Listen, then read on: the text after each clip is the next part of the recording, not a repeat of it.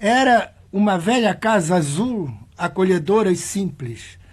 Uma casa imperial, como tantas outras, numa volta do caminho para o Corcovado, discretamente escondida entre coqueiros.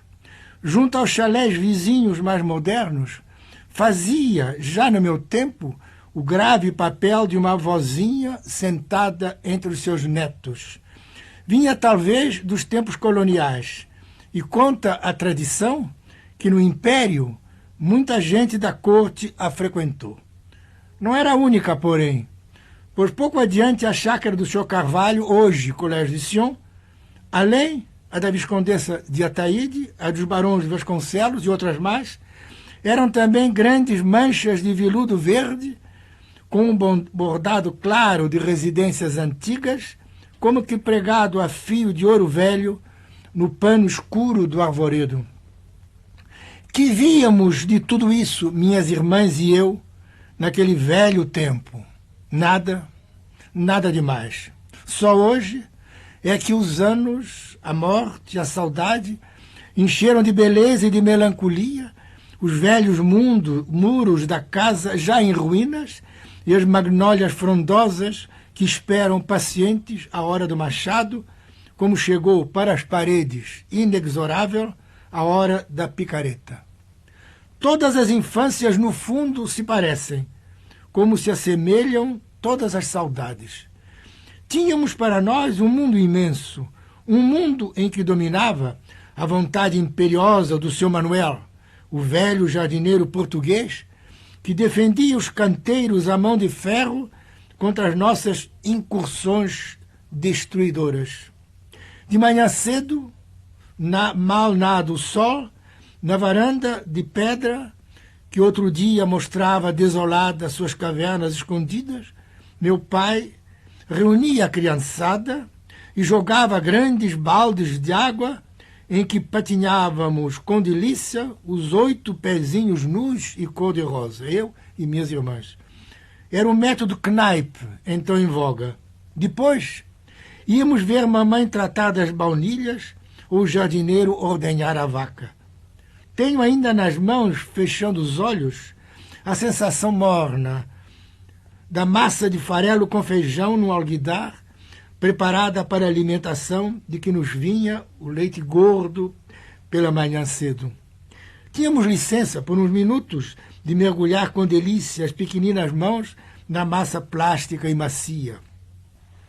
E o cheiro do farelo, com o feijão quente, ainda me sobe às narinas neste minuto de remota evocação. Marcel Proust falou longamente na memória local de nossos membros. E assim é. Não são apenas os nossos atos que nos seguem, como diz o Apocalipse, opera enim illorum secuntur illos, e o romancista romanciou. São também as coisas que tocamos, os cheiros que sentimos, os gostos que provamos. É tudo que feriu um dia os nossos sentidos, que neles fica gravado para sempre. E basta um toque ligeiro de chamada, uma música ao longe, uma palavra no escuro, um nada, para que tudo volte de atropelo, como se tivéssemos, há minutos apenas, tocado a flor de há 40 anos, ou perdido de novo os olhos em outros olhos, como naquela esquina da adolescência. Era eu, então, de todos os irmãos, o mais novo e o mais pacato. Dizem-me que ficava horas esquecida sem fazer nada, cortando folhas no jardim. A babá dormia. Passavam as horas. As irmãs seguiam para o colégio. E a mãe se inquietava do silêncio e aparecia à janela chamando. Vejo-a, de fato, nas retinas ou apenas na recordação do que depois me contaram. Quem o pode dizer? Como separar nessas remotas evocações da primeira infância o que realmente nos ficou no espírito do que mais tarde nos referiram? Como isolar, então, a realidade da fantasia, a nossa realidade viva e presente do passado, daquilo que muito mais tarde nos descreveram do nosso passado? Tudo forma, com o tempo, uma trama inconsútil, em que não é mais possível distinguir o que é nosso do que não é. E afinal, tudo é nosso. Tudo é nossa verdade verdadeira. Tudo é um manto que arrastamos por toda a vida e será presente um dia em face de Deus, como em face da porta fria que a Ele nos leva, e é tão difícil de atravessar serenamente. Assistimos em nossos filhos a volta à nossa infância. Como ela foi indiferente e fria a tudo aquilo que hoje é para nós ardente e inquieto. Como quiséramos gritar-lhes aos nossos filhos que aproveitam, que se prendam a cada coisa, que não deixem passar um só minuto sem guardar avaramente tudo aquilo que ele traz à nossa vida. Como quiseram dizer-lhes a impressão terrível que mais tarde hão de sentir, de tentar reter em vão, com as mãos já trêmulas, ou mesmo apenas em pleno meio-dia, as menores e ainda as maiores impressões da madrugada. Revolvemos o horizonte, rebuscamos o fundo da consciência, varejamos a memória com ansiedade cada vez mais angustiosa, e o que lá se arranca são apenas vagas visões de vultos indistintos, como essas tarrafas que os pescadores lançam nas lagoas quietas e do fundo só trazem fiapos negros de algas vegetais. Os peixes fogem entre as malhas rotas, como as impressões longínquas entre os lapsos da memória. No entanto, com essas vagas impressões é que tecemos dia a dia a trama da saudade que se adensa à medida que nos afastamos da praia branca pela vida adentro. E a saudade que é, senão uma terceira natureza. Morava Machado de Assis, poucas casas adiante da velha Casa Azul do Cosme Velho. Como minhas irmãs e eu frequentássemos o Brasil da frente, brincando de condutor de bonde, com umas folhas de arbusto dobradas entre os dedos para fingir dinheiro em notas, também ele, Machado de Assis, brincava conosco de passagem e por vezes nos dava versinhos humorísticos para que minha irmã mais velha recitasse. Aquele homem tímido e sem filhos, que passava a tarde na calçada, de braço dado com Dona Carolina, sua esposa, e sabia usar a glória com tanta discrição, era para nós um vizinho como os outros.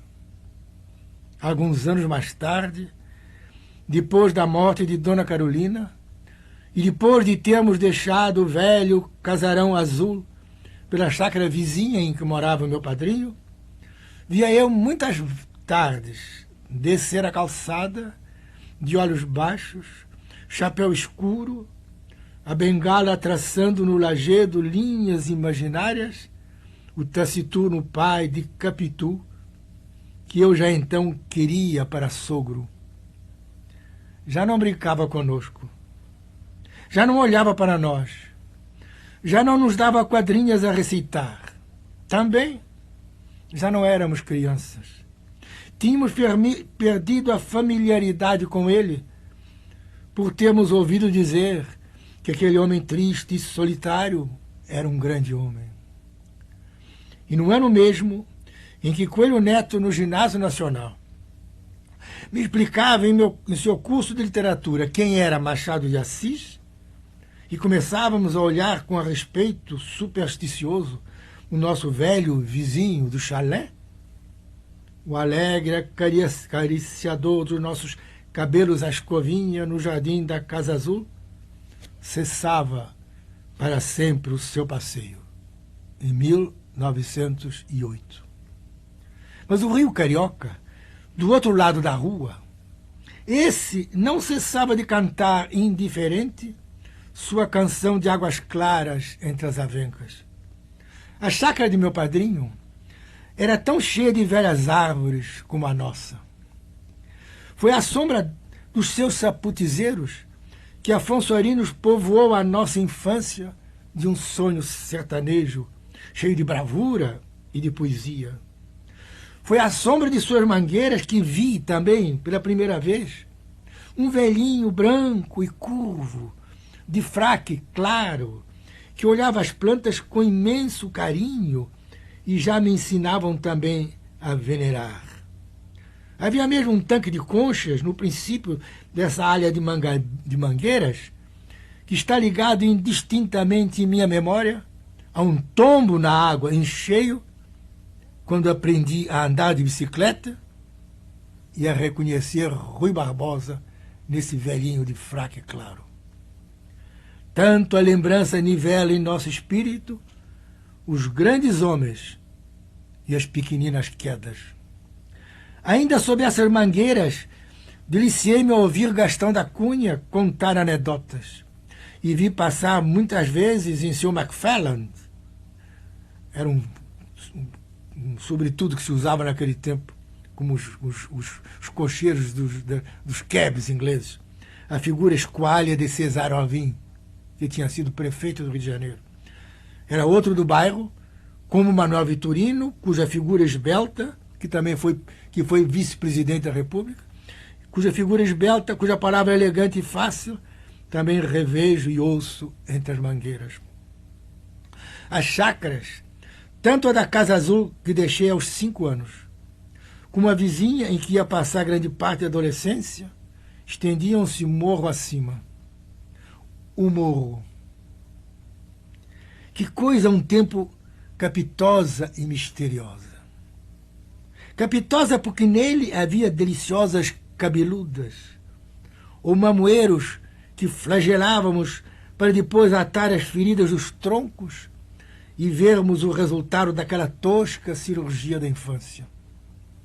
Capitosa porque havia uma mina profunda e sinuosa, úmida e fresca, em que nos refugiávamos nas tardes de verão, sempre a medo, que o caminho era para nós longo, sombrio e baixo. Quando mais tarde estudei Platão, liguei sempre o mito da caverna à mina do nosso morro. E até hoje não sei dissociá-los. O morro, porém, era igualmente penetrado de mistério. Tínhamos ordens terminantes de não passar além de um velho muro que havia à meia encosta. Acima, passava um caminho então deserto, hoje Rua Alice, que ia dar num túnel em que homens malvados pegavam as crianças para meter no saco. Quando meu padrinho me contava à noite histórias de arrepiar cabelos, em que eu me perdia de casa em noite de tempestade, errando pelos matos vizinhos, e cujas aventuras ele tornava cada vez mais negras, até que eu chorasse convulsamente, começando então a hora da volta e da alegria. O mato dos monstros e dos gatunos de crianças das histórias de Dindinho era a Rua Alice e o túnel do Rio Comprido. Amávamos e temíamos a misteriosa Rua Alice, que foi a nossa Alice in the Wonderlands. Lendo há dias os inéditos de Maria Graham, que o nosso incansável mestre Rodolfo Garcia acaba de publicar nos Anais da Biblioteca Nacional, em 1940, vi que em 1824, nas matas do Vale das Laranjeiras, onde a Madame, chamava ela de Madame, chamava de Madame, se foi instalar Maria Graham, depois de sua intempestiva saída do Palácio da Boa Vista por mesquinhas intrigas dos válidos, havia um quilombo de negros que aterrorizava a vingança. E ela conta, então, o seu cito: 2 ou 3 companhias de soldados foram designadas para revistar a floresta.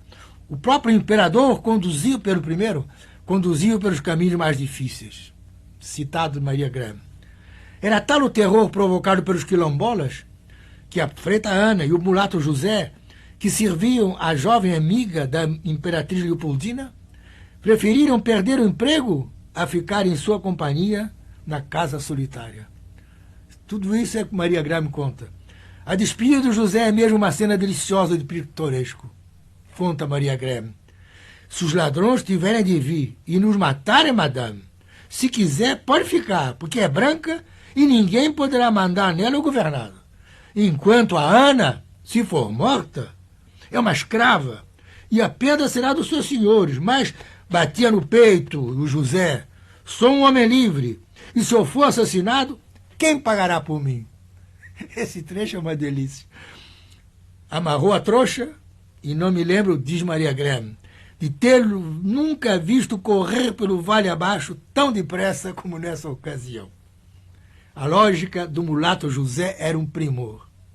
Mas o terror dos quilombos no Vale das Laranjeiras, que obrigava em 1824 Maria Graham a comprar para sua proteção, cita ela, um par de pistolas e um fornecimento de munições, fecha a citação. Era um fato. E se transmitiu por tradição local, no Vale das Laranjeiras, a tal ponto que as crianças que nele viviam nos últimos anos do século XIX, como nós, quando o Vale já era uma rua pacífica e burguesa, iam para a cama assombrados ainda com a história dos negros fugidos e dos tempos da escravidão. E não ousavam transpor os muros das chácaras, além dos quais ficava o mistério da mata, do caminho e do túnel. Vi outro dia, em 1940, quando eu escrevi essa página, vi outro dia vir abaixo o teto de estuque da nossa velha casa, sala de jantar. Era um salão enorme. E nele se faziam nossas representações teatrais familiares, sob a direção do velho professor Kopke, o grande precursor da escola moderna no Brasil.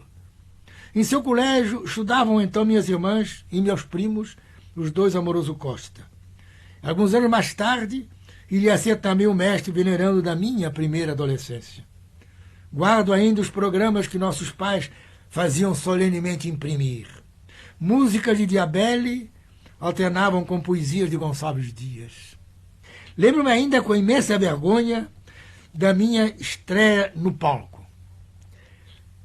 Devia dizer uma poesia chamada A Espada do General. Era o próprio general que a empunhava, montado num cavalo de pau, que me ficou tão grande na memória como o cavalo de Troia.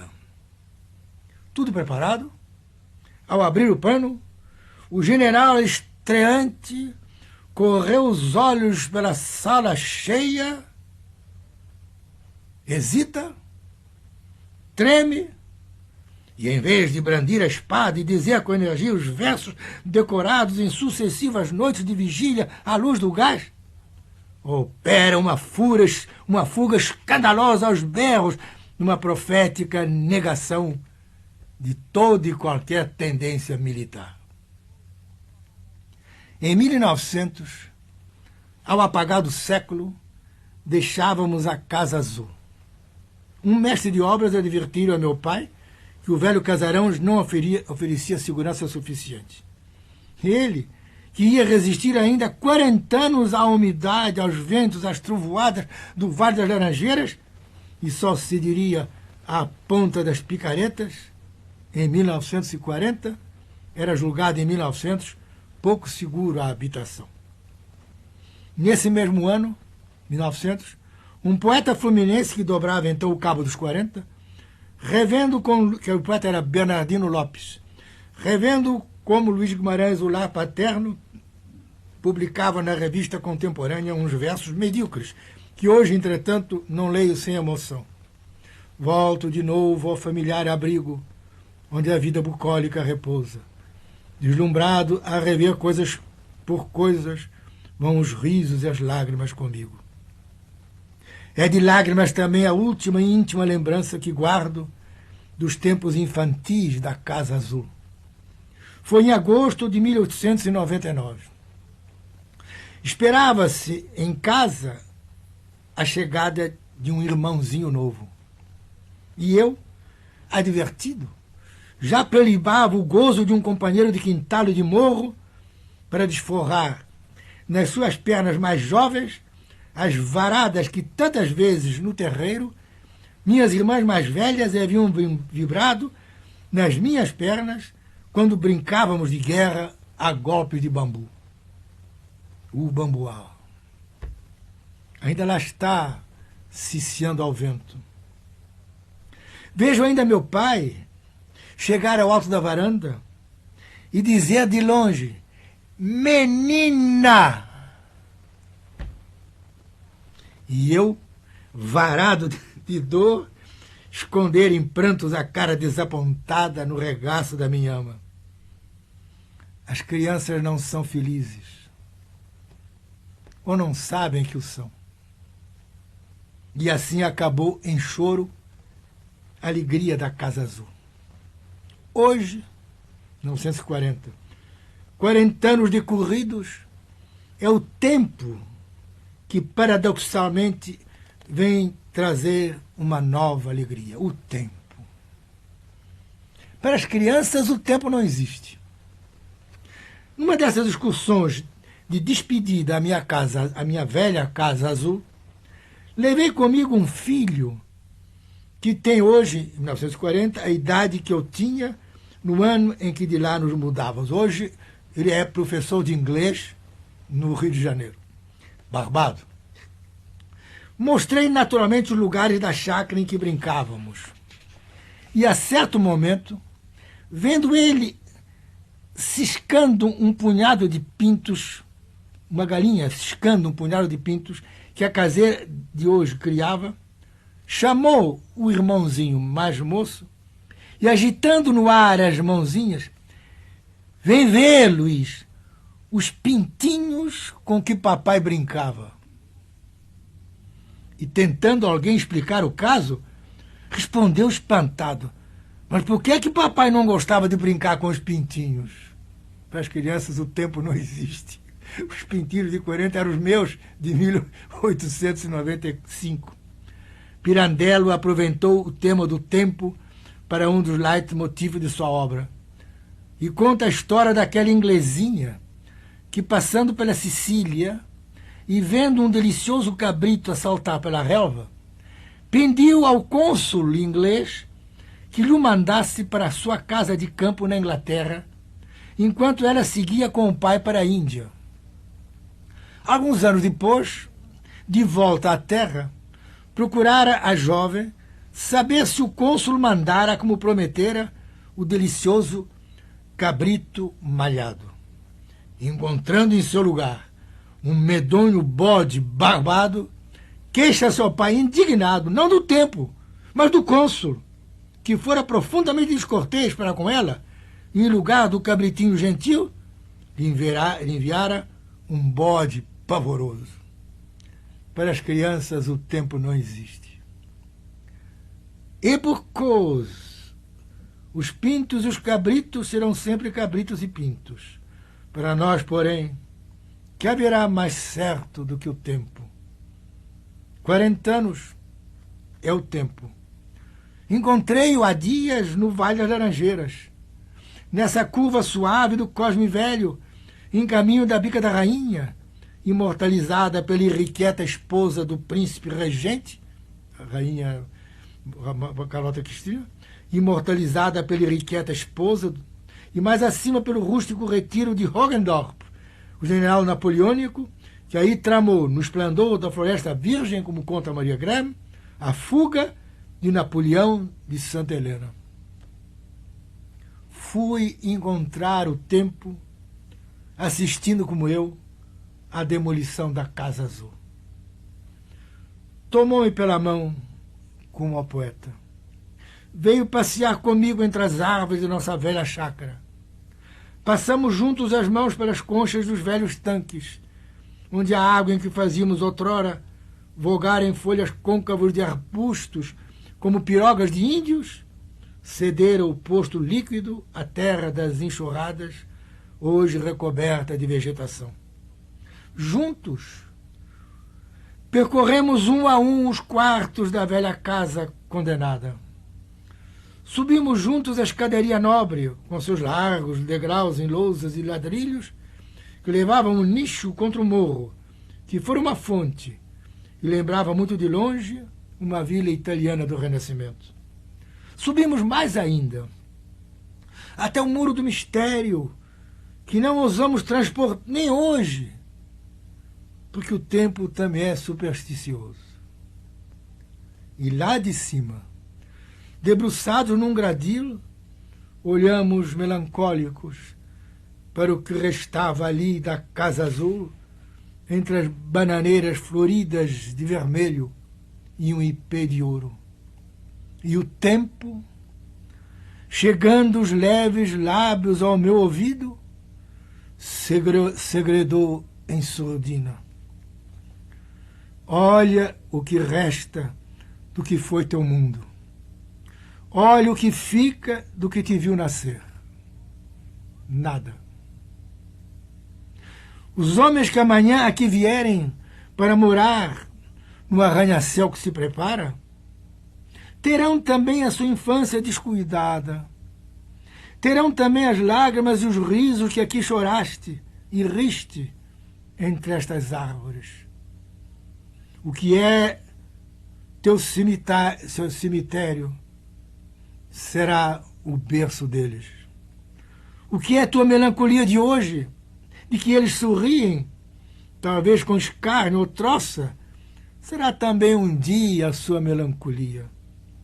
E eles falarão com o coração transido do saudoso arranha-céu da sua infância, como hoje tu passeias melancólico à sombra das velhas árvores do teu parque. Nada muda no coração dos homens. Contra eles, eu, tempo, nada posso. Eu, tempo, nada sou. Se nele habita o único sobre quem eu nunca tive, não tenho, nem terei jamais poder algum. Guarda, meu filho, intacto aquele canto onde nem mesmo o tempo pode entrar. E toda a dor que agora vês cobrir os restos mutilados de tua velha casa cor de céu se transmutará numa alegria que não saberás nunca definir, mas que será, na raiz do teu destino, o segredo de uma infância renovada. E hoje, com 83 anos, relendo isso, eu sinto que é realmente o que o tempo me dizia naquele tempo. O vento que suavemente abanava os fartos ramos de uma imensa figueira, a cuja sombra brincávamos outrora, e a que hoje se acolhia o povo tímido dos tinhorões, levou para não sei onde o companheiro fiel da minha elegia solitária. Desci sem ele, e uma paz sem nome desceu comigo. Estendeu-se por todo o vale das Laranjeiras, cobriu de manso meu coração, e como que encheu a tarde toda, quando lancei de longe o último olhar, a velha Casa Azul da minha infância.